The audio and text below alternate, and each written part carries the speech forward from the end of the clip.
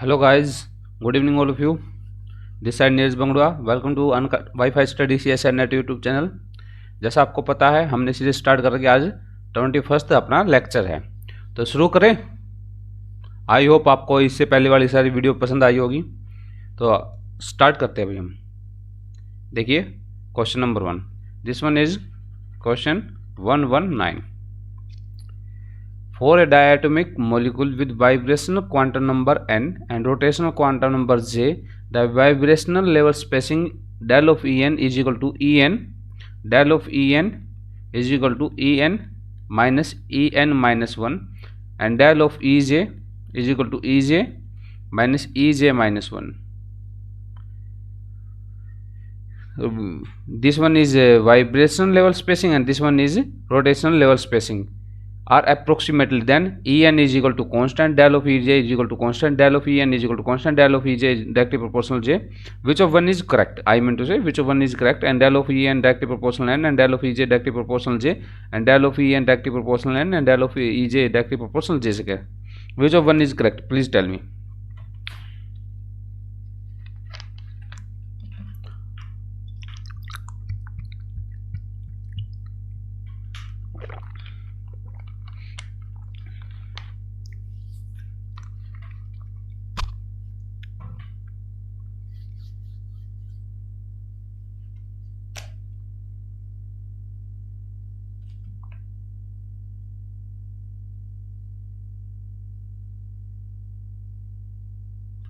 हो जाएगा भाई, यस और नो?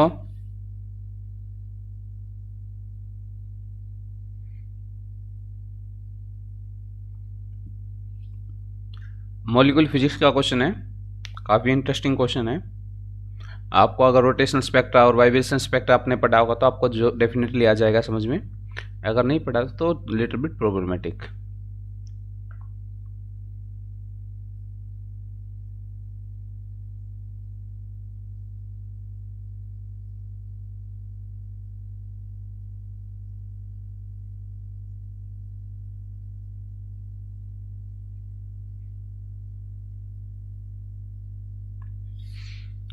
हो जाएगा या मैं सोल्व करके दिखाऊं? Okay, let's check the solution. But we are to ask del of Ej which is equal to Ej minus 1 for rotational and del of En which is equal to En minus 1 for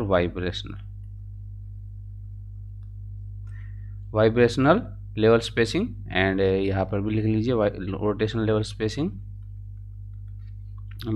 vibrational level spacing. Okay, तो भाई firstly हम बात करते हैं del of E J की। We know that E J is equal to B J plus 1, B J plus 1।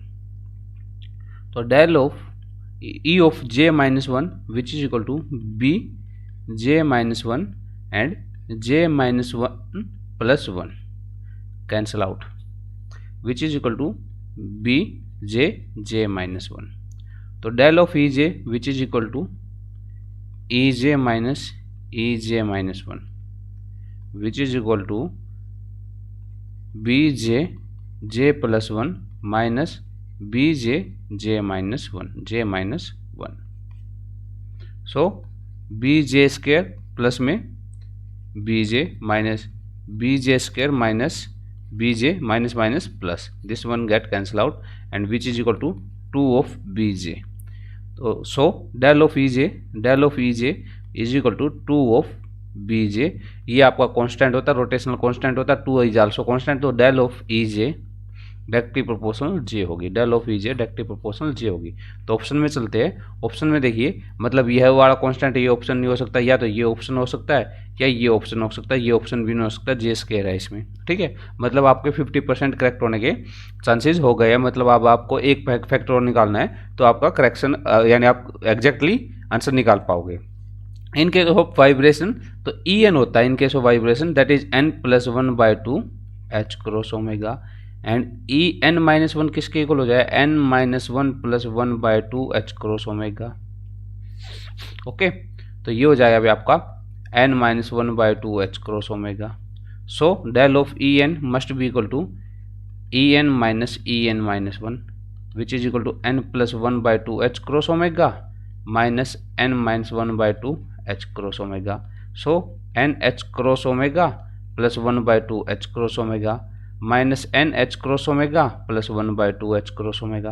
This one get cancel out and finally what we have h cross omega del of en। भाई आपका ये क्या हो गया, एक constant quantity हो गया ये दोनों। तो आपका क्या आया हमारे पास जो रिजल्ट आए del of E J is equal to 2 ऑफ बी जे जो डायरेक्टली प्रोपोर्शनल जे की हुआ, and del of E N which is equal to H cross omega. तो ये आपका एक कांस्टेंट नंबर है। तो ऑप्शन में चलिए तो आपका बी ऑप्शन ठीक है और सी ऑप्शन नहीं होगा, क्योंकि सी ऑप्शन में ई एन किसके प्रोपोर्शनल है, एन के प्रोपोर्शनल तो अपना आया नहीं, अपना किसके इक्वल आया, del of E N directly proportional. So del of E N is equal to H cross omega, ये अपना आया है। ये इसमें तो एन कहीं भी नहीं है, जब एन नहीं है तो एन के ऊपर प्रोपोर्शनल नहीं होगा, मतलब पहले ये आपके तीन ऑप्शन गलत है, ओनली आपका B option is correct option. ठीक है भाई, आपको पता तो लग ही गया होगा एग्जाम के बारे में। एग्जाम की डेट अनाउंस हो गई है 19 नवंबर, 21 नवंबर, 21 बोलते हैं, एंड 26 नवंबर ये होगा भाई आपका एग्जाम। तो आप 19 को माइंड में लेके चलिए, आपका एग्जाम 19 को होगा, तो उस हिसाब से आपको प्रिपरेशन अच्छी करनी पड़ेगी। तो अगर आप अच्छे से प्रिपेयर करना चाहते हो तो आपको क्या करना पड़ेगा, आप ऐसा कीजिए, अनअकैडमी का ऐप इंस्टॉल कीजिए अपने मोबाइल में, प्ले स्टोर पर जाए, ठीक है, प्ले स्टोर पे जाए, अनअकैडमी लर्निंग ऐप इंस्टॉल कीजिए और सेलेक्ट योर गोल में CSIR UGC नेट सेलेक्ट कीजिए। सेलेक्ट योर गोल में CSIR UGC नेट आप सेलेक्ट कीजिए। ठीक है, जैसे आप सेलेक्ट करोगे तो आपके पास एक प्लेटफॉर्म या आपका पेज खुलेगा, उस पेज में मेरा नाम सर्च करना है, यहाँ पर ये ऑप्शन दिखाई दे रहा है, यहाँ पर मेरा नाम सर्च करना, दैट इज नीरज बंगड़ुआ।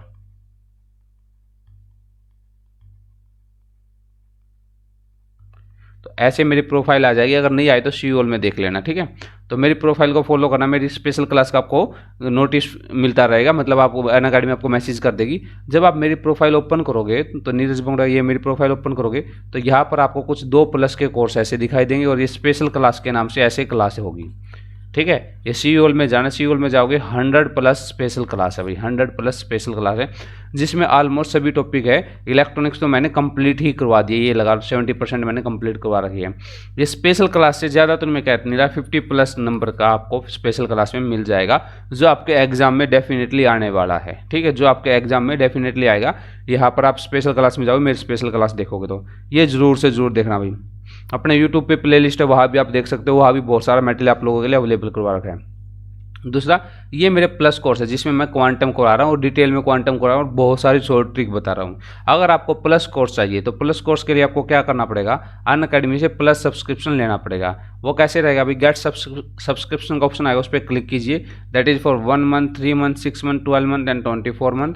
भाई जैसे आपकी श्रद्धा हो वैसे लीजिए। ऐसे 12 मंथ का लीजिए, 963 पर मंथ के हिसाब से 11,550 रुपये का पड़ेगा। ऑफ दिला देते इस पर भी आपको, यहाँ पर NRJ10 टाइप कर देना, आपको 10% डिस्काउंट मिल जाएगा। अब बहुत सारे बच्चे सोचते हैं भाई 1 महीने का अपना पेपर बचाओ, 12 महीने का क्यों ली भाई। 12 महीनों का फ़ायदा है, अगर आप MSc में तो आपका MSc का सिलेबस भी होगा, और गेट के लिए अभी 3 महीने बचे हुए हैं, और जेस्ट के लिए भी अभी 3 महीने बचे हुए हैं, और BARC के लिए अभी 4 महीने बचे हुए हैं।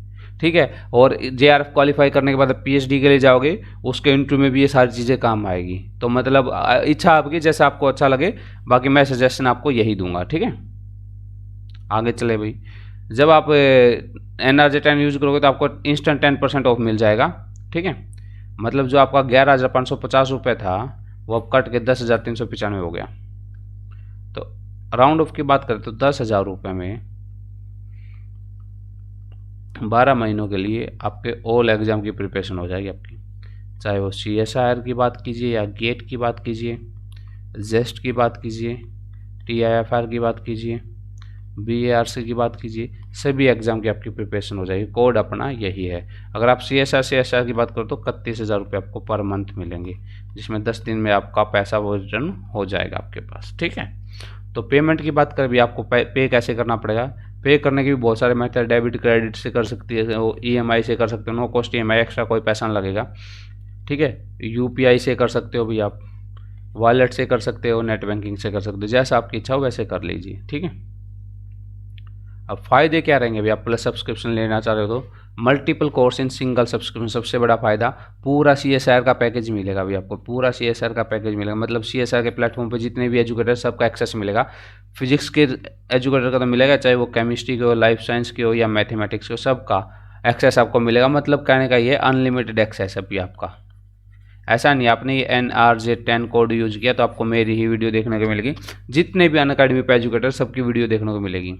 डाउट सेशन होंगे भी आपके, सभी क्लासों का PDF मिलेगा, डायरेक्ट इंटरेक्शन होगा मुझसे और बाकी फैकल्टी से, प्रीवियस ईयर क्वेश्चन करवाए जाएंगे, एक्सपेक्टेड क्वेश्चन करवाए जाएंगे, क्विज होंगे और होमवर्क दिया जाएगा। ये सब फायदे अनअकैडमी प्लस पे आने के, ये सब फायदे भी आपके अनअकैडमी प्लस पे आने के। ठीक है, कोड अपना क्या रहेगा, कोड अपना NRJ10 ही रहेगा। ठीक है, कोड अपना NRJ10 ही रहेगा। तो भाई ये तो कुछ बेसिक इन्फॉर्मेशन थी जो मैंने आपको दी है। अगर आप JRF क्वालिफाई करना चाहते हो तो आपको अनअकैडमी प्लस सीरियसली कंसीडर करना चाहिए। ऑफलाइन की कोचिंग में जाते आप 40,000 आपसे लेते, 5 महीनों के लिए पढ़ाते, यहाँ आपसे 10,000 रुपये ले रहे हैं 12 महीनों के लिए। अब समझ जाओ, और तो क्या, इतने तो वहाँ भी टीचर नहीं होते जितना अनअकैडमी पे टीचर है। तो सॉल्व कीजिए question. The decision ratio of n = 2 level for the 3 dimensional isotropic oscillator. Isotropic भाई, आइसोट्रोपिक हार्मोनिक ऑसिलेटर की बात है, 3D है सिस्टम, n की वैल्यू 2 है। डी जनरेसी का क्वेश्चन है, बहुत बार पूछा जाता है भाई, बता दीजिए।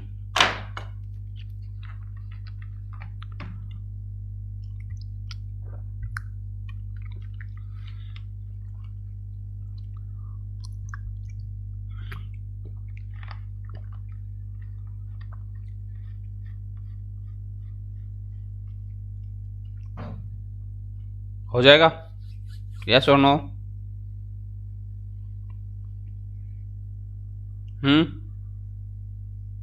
अरे एक लाइन का क्वेश्चन है, जस्ट 1 लाइन।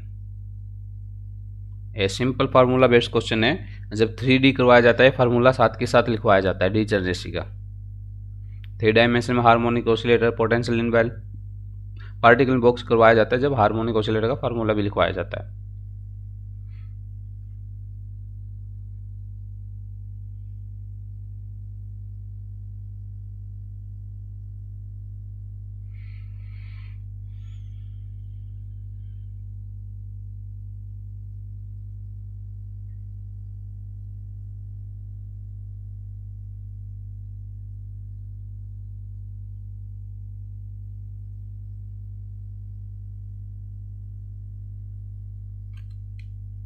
आई होप हो गया होगा।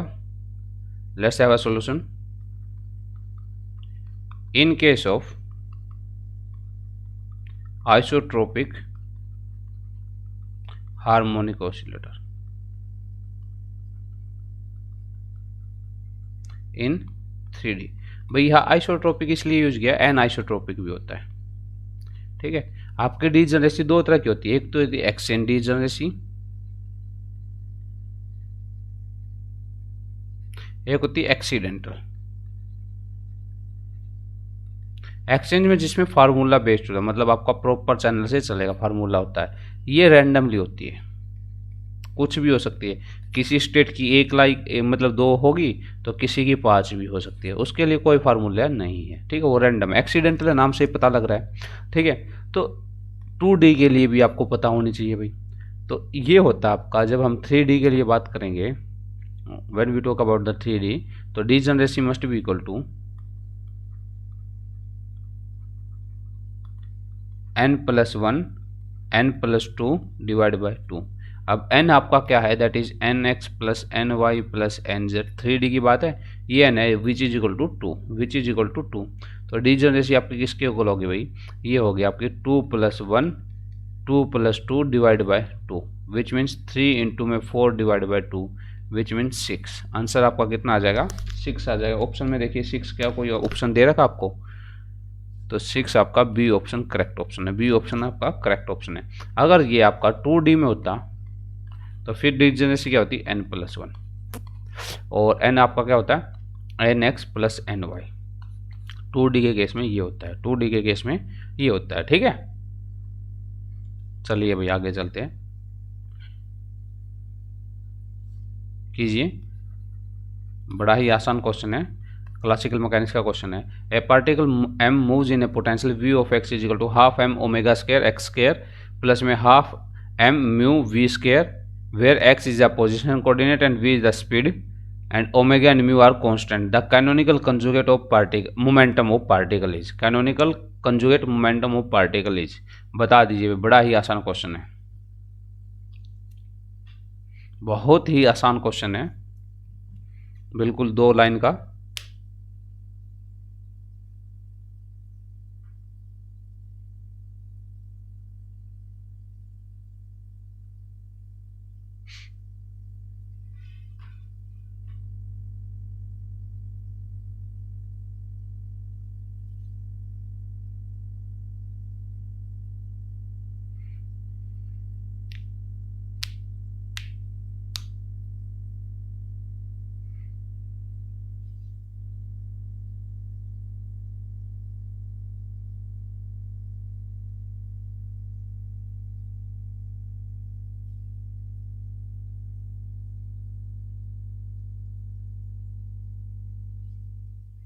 यस और नो हो गया?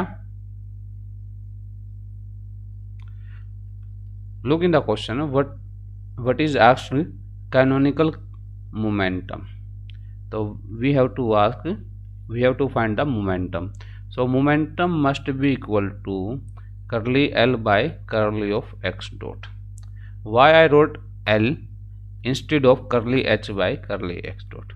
भाई क्यों मैंने L लिखा x की जगह, प्लस माइनस साइन आ जाता है वो कोई बड़ा इशू नहीं है, यहाँ पर माइनस है क्यों, इसलिए क्योंकि अपने पास जो कोऑर्डिनेट है वो x और x डॉट में, x और x डॉट में आपके पास कोऑर्डिनेट है, ये L के लिए लिए जाते हैं। अगर आपके पास x और p में होता तो मैं फिर क्या हैमिल्टोनियन लिखता, because L is x dot and t and h is x p t.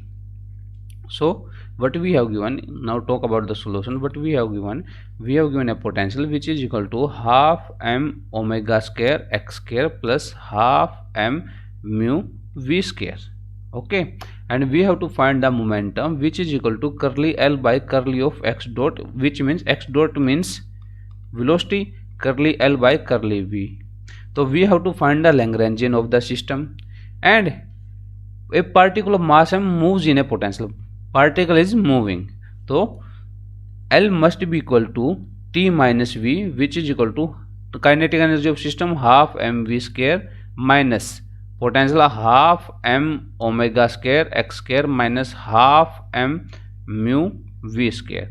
So momentum is equal to curly L by curly V, which is equal to, take the differentiation of this whole quantity with respect to V, which is equal to mv minus this quantity become 0 and this quantity become m mu v, which is equal to, take the m common and v common, 1 minus u v. So p is equal to m 1 minus u v. Now check the given option, option D is the correct option, option D is the correct option. बड़ा ही simple question था, आपको एक potential दिया हुआ था, उस potential से आपने लैग्रेंजियन निकाला। लैग्रेंजियन क्या होता है अभी, लैग्रेंजियन क्या होता है, kinetic energy minus potential energy. Kinetic energy आपके सिस्टम की क्या होगी, हाफ एम वी स्क्वायर हो जाएगी। भाई पार्टिकल किसी वेलोसिटी से मूव कर रहा है तो definitely half M V square हो जाएगी। सो उससे हमने लैग्रेंजियन से जब निकला है हमने टी माइनस वी है, तो लैग्रेंजियन को अगर हम वेलोसिटी के रिस्पेक्ट में डिफरेंशिएट करेंगे तो आपका कैनोनिकल कंजुगेट मोमेंटम ही आएगा। ठीक है, कैनोनिकल कंजुगेट मोमेंटम ही आएगा, बस इतना ही करना था। तो option D is the correct option. चलो भाई नेक्स्ट क्वेश्चन पे चलते हैं। देखिए क्वांटम मैकेनिक्स का क्वेश्चन है, बड़ा ही अच्छा क्वेश्चन है। Spin half particle the expectation value of sx sy sz, where sx xy xz are spin operator, which we have to find the expected value of sx xy and sz. Option are this: iota h cube, h cross cube by 8 minus iota h cross cube by 8 and iota h cross cube by 16 minus iota h cross cube by 16. So find the solution of this equation. So find the solution of expected value of Sx, Sy, Sz.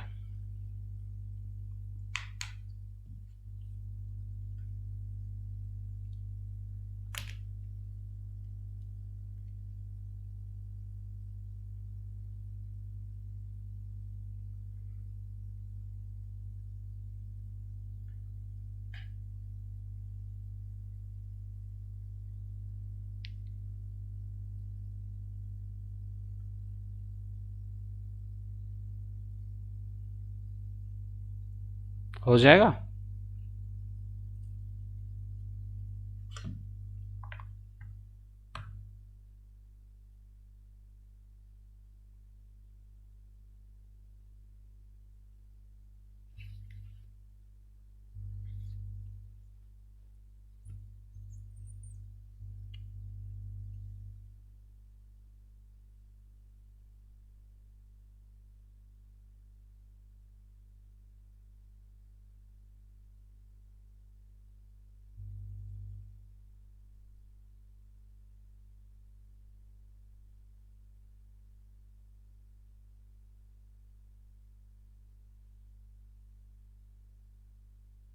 Yes or no?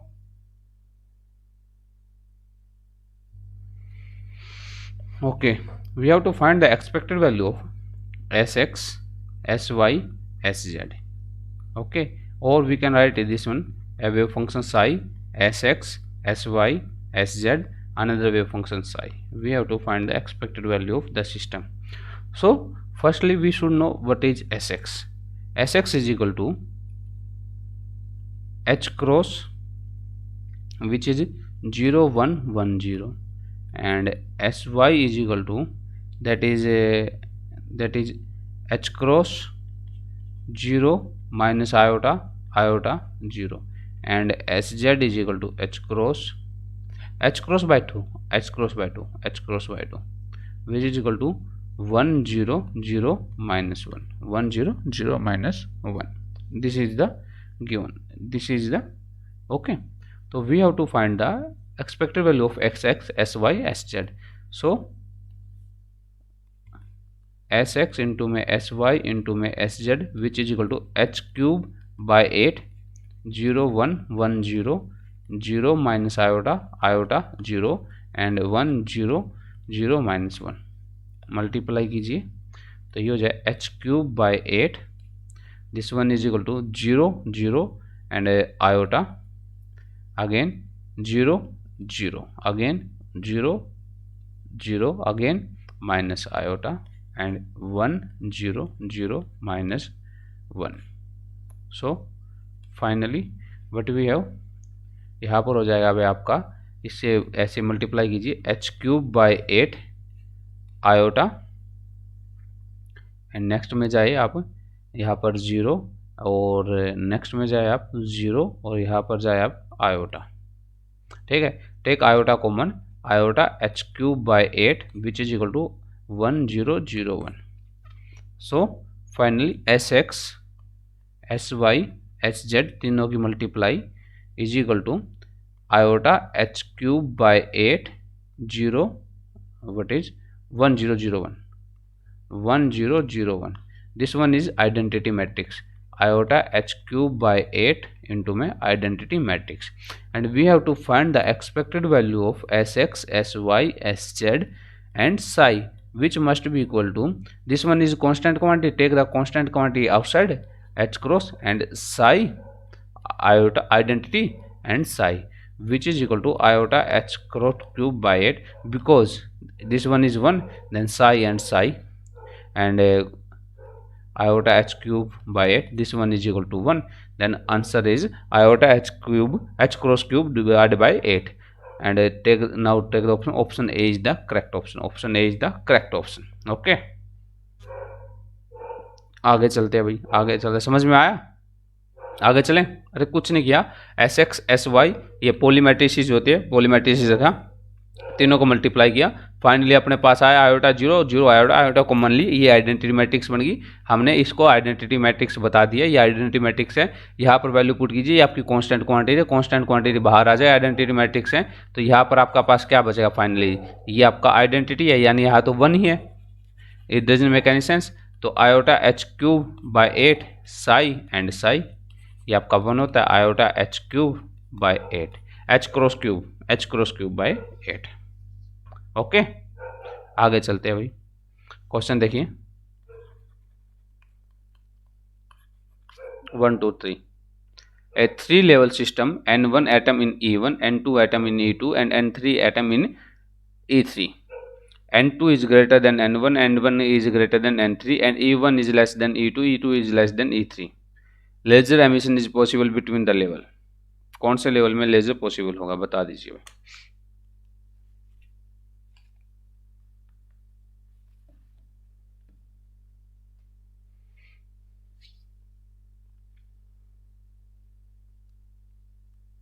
Yes और no?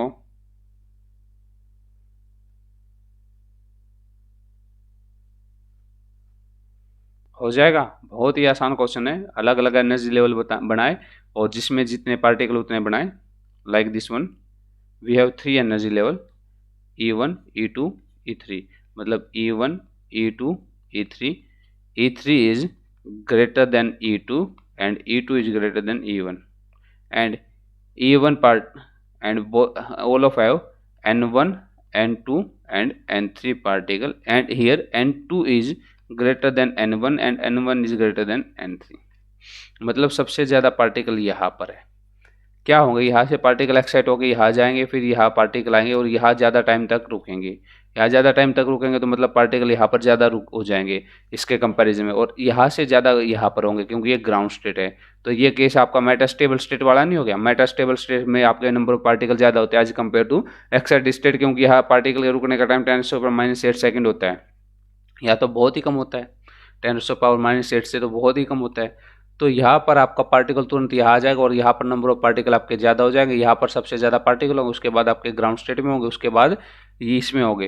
तो laser कहाँ से मिलेगा, E2 से E1 पे मिलेगा, E2 से E1 पे मिलेगा। मेटास्टेबल से ग्राउंड स्टेट के बीच में आपको लेजर मिलता है। तो ऑप्शन आपका बी ऑप्शन करेक्ट हो जाएगा, ऑप्शन बी आपका करेक्ट हो जाएगा। ठीक है, आगे चलते हैं। बड़ा ही इंटरेस्टिंग क्वेश्चन आ गया, कीजिए।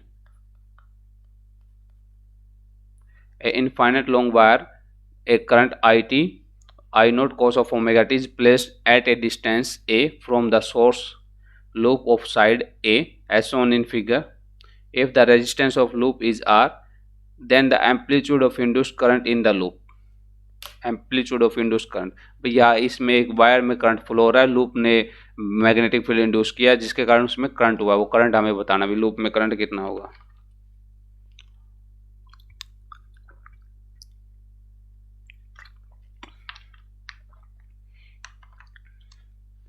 बता दीजिए।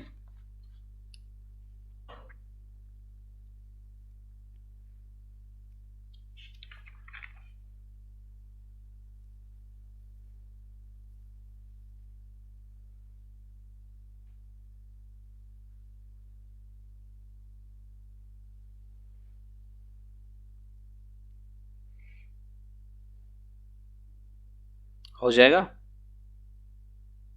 काफ़ी इंपॉर्टेंट क्वेश्चन है।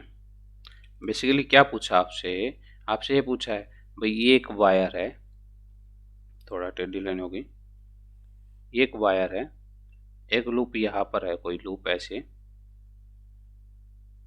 ये ऐसे नहीं, यहाँ पर आपके पास कोई लूप है जो स्क्वायर लूप है, मतलब ये साइड भी है और ये साइड भी ये है, और यहाँ से ये डिस्टेंस भी आपका ए ही है। ठीक है, तो इसमें करंट वेरिंग है, मतलब आई ऑफ टी करंट फ्लो हो रहा है, तो जिसके कारण मैग्नेटिक फील्ड होगी, मैग्नेटिक फील्ड फ्लो होगा तो यहाँ से फ्लक्स पास होगा। क्या होगा, फ्लक्स पास होगा। फ्लक्स पास होगा तो क्या डेवलप होगी, ईएमएफ डेवलप होगी। ईएमएफ को अगर हम आर से डिवाइड करें तो आपको करंट मिलेगा। तो जो करंट होगा दैट इज इंड्यूस्ड करंट, मतलब मुझे पहले क्या निकालना है, मैग्नेटिक फील्ड निकालना है। ठीक है, मैग्नेटिक फील्ड निकालना है। मैग्नेटिक फील्ड से मैं क्या निकालूंगा, फ्लक्स निकालूंगा। फ्लक्स से मैं क्या निकालूंगा, ईएमएफ निकालूंगा। ईएमएफ से मैं क्या निकालूंगा, करंट निकालूंगा, और करंट का मैं एम्पलीट्यूड लिख दूंगा। मतलब ये इतना सा काम हमें करना है, इतना सा काम हमें करना है। So let's talk about the solution. We have to find the flux of the system D phi. Which must be equal to if magnetic field is variable और एरिया इज वेरिएबल। अब एक बात बताओ, इसका तो मुझे पता लग जाए यहाँ पर इतना है, यहाँ पर इतना है। अब इस पे कहाँ कुछ फील्ड होगा, यहाँ कुछ फील्ड होगा, यहाँ कुछ फील्ड होगा, मतलब आपका जो स्टेट है यहाँ पर तो फील्ड आपका वेरिएबल रहेगा इन दोनों केस में। तो क्या करते हैं हम, एक ऐसे एक हम वो ले लेते लाइन इंटीग्रल, ठीक है, जिसकी एक विड्थ है दैट इज डी एक्स और हाई उसकी जो लेंथ है दैट इज ए, और जो आपके वायर से x दूरी पे है, जो आपके वायर से x दूरी पे, मतलब ये आपका फ्लक्स फेल करेगी जी, कितने number magnetic lines of force पे कितने वो टकरा रही है, जो इसकी वो रहेगी डिस्टेंस, वो a से लिमिट क्या रहेगी, वो a से मतलब यहाँ से शुरू हो सकता है और मैक्सिमम कहाँ तक जा सकती है, वो 2a तक जा सकती है, क्योंकि a तो ये डिस्टेंस है और a आपका ये है। तो वो क्या हो जाएगा, b इंटू में एरिया होता है, एरिया क्या हो जाएगा, लेंथ इंटू में a आपकी जो लेंथ है इंटू में विड्थ डी एक्स। भाई अब ये वायर है, लॉन्ग वायर है, इसके वायर के केस में हमें पता है मैग्नेटिक फील्ड किसके इक्वल होता है, that is mu naught I divide by two pi ये डिस्टेंस कितना एक्स, ए इंटू में डी एक्स। ये आ गया भाई आपका डी फाई, फ्लक्स आ गया म्यू नोट आई, फ्लक्स आ गया अभी आपका mu naught I divide by 2 pi into में ए इंटू में डी एक्स बाई एक्स। तो फाई किसके इक्वल आ जाए भाई, अगर मैं फ्लक्स की बात करूँगा फाई किसके इक्वल आ जाएगा, mu naught I divide by multiply में A divide by 2 pi D X by X, और आपकी लिमिट कहाँ से रहेगी, ए से 2a रहेगी। तो ये हो जाए mu naught I divide by 2 pi into में A natural log of X, limit आपकी a से 2a which is equal to mu naught I divide by 2 pi into में a, ये हो जाए natural log of 2a divide by a, cancel हो गया भाई, वो आप ऐसे मतलब कोई समझ में ना आए, minus natural log of a हो जाएगा, ठीक है, लिमिट वगैरह पुट करोगे तो m माइनस एन आपका क्या हो जाएगा, m बाई एन मतलब a, ये कैंसिल हो गया। तो ये हो गया म्यू नोट आई इंटू में a divide by 2 pi into में नेचुरल लॉग ऑफ 2। i की वैल्यू किसके इक्वल है, दैट इज i की वैल्यू किसके इक्वल है, i है आपका I naught cos of omega t. तो ये हो जाए mu naught I naught cos of omega t natural log of 2 divide by 2 pi which is equal to flux, which is equal to flux, ठीक है भाई। ये आई की वैल्यू मैंने इसलिए बाद में लिखी क्योंकि ये डिफरेंस इंटीग्रेबल नहीं थी, इसलिए वो हमें कोई फर्क नहीं पड़ने वाला। अब यहाँ से मुझे क्या निकालना, ईएमएफ निकालना। ईएमएफ किसके इक्वल होगा भाई, change in flux with respect to time, and EMF is also opposite the cause of production, ये नेगेटिव साइन भी आपका आएगा। तो ये आपका फाई को टी के रिस्पेक्ट में डिफ्रेंशिएट करोगे तो यहाँ पर क्या हो जाए, D phi by D T अगर मैं निकालूँ तो यहाँ पर हो जाए mu naught I naught cos का हो जाए साइन ओमेगा टी, ओमेगा आपका यहाँ आ जाएगा और ए भी था ना भाई, एक और साथ में रखिए, ये आ जाएगा आपका ए ओमेगा, ठीक है, natural log of 2, natural log of 2 divide by 2 पाई, और आपका कोस का किस में बना, साइन में बना, तो विद माइनस साइन। तो यहाँ पर भी ऑलरेडी एक माइनस साइन है, minus minus a omega mu naught I naught divide by 2 pi sine of omega t natural log of 2, minus से माइनस कैंसिल हो गया। ईएमएफ आपका किसके इक्वल आ गया, a omega I naught mu naught sine of omega t divide by 2 pi natural log of 2। अगर EMF से मुझे करंट निकालना तो डिवाइड बाय का रेजिस्टेंस आर कर देंगे, तो यहाँ पर एक रेजिस्टेंस आर कर दीजिए, ठीक है। तो यहाँ पर एम्पलीट्यूड पूछा तो करंट किसके इक्वल आ जाए भाई, एंगल को छोड़ दीजिए, a omega mu naught I naught natural log of 2 divide by 2 pi of R, ये आपकी वैल्यू आ गई भी। अगर आपको सिर्फ एम्पलीट्यूड पूछा है, अगर सिर्फ एम्पलीट्यूड पूछा है तो ऑप्शन में चलिए, ऑप्शन में चलिए, that is A naught omega naught I naught mu naught by 2 pi R है नेचुरल लॉग 2, ऑप्शन ए आपका करेक्ट है, ठीक है, ऑप्शन ए आपका करेक्ट है।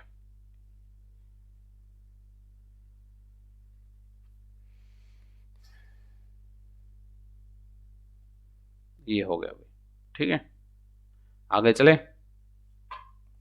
अरे यस और नो, समझ में आया, कोई दिक्कत, आगे चलते भाई। 125. But we have to ask, in the Raman scattering experiment, light of frequency nu from a laser is scattered by a diatomic molecule of moment of inertia I. The typical Raman shifted frequency depend on, किस पे depend करेगी? Nu and I, only I and neither nu nor I. मतलब frequency और moment of inertia पे, सिर्फ frequency पे, सिर्फ moment of inertia पे, नीदर फ्रीक्वेंसी और नोर आपका ना ही फ्रीक्वेंसी पे ना ही इनर्शिया पे। बता दीजिए अभी क्या आंसर रहेगा।